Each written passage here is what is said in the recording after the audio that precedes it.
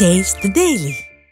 திருவாரூரில் 16 வயது சிறுமிக்கு பாலியல் ரீதியாக மிரட்டல் விடுத்த 3 இளைஞர்கள் போக்சோவில் சிக்கினர். கடகம்பாடியில் 3 மாணவியர் பள்ளி முடிந்து வீட்டிற்கு சைக்கிளில் சென்று கொண்டிருந்தனர். அப்போது சாலையின் நடுவில் நின்று கொண்டிருந்த 3 இளைஞர்களை வழிவிட்டு நிற்கும்படி கூறிய சிறுமிக்கு அம்மூவரும் பாலியல் ரீதியாக மிரட்டல் விடுத்துள்ளனர். இதுகுறித்த புகாரின் பேரில் மணிமாறன், அஜய், சந்தோஷ்குமார் ஆகியோர் போக்சோ சட்டத்தின் கீழ் பிடிபட்டனர். திறனற்ற ஸ்டாலின் ஆட்சியால் சிறுமிகள் வீட்டை விட்டு வெளியே வர முடியாத அளவிற்கு காமுகன்களின் நடமாட்டம் அதிகரித்து விட்டதாக பெற்றோர் வேதனை தெரிவித்தனர்.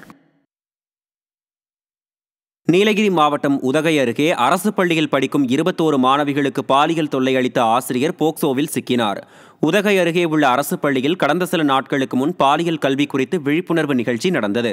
அந்த நிகழ்ச்சியில் அதிகாரிகளிடம் மாணவிகள் அறிவியல் ஆசிரியர் செந்தில்குமார் தங்களை பேட் டச் செய்ததாக புகார் தெரிவித்தனர். இதையடுத்து செந்தில்குமார் போக்சோ சட்டத்தின் கீழ் பிடிபட்டார்.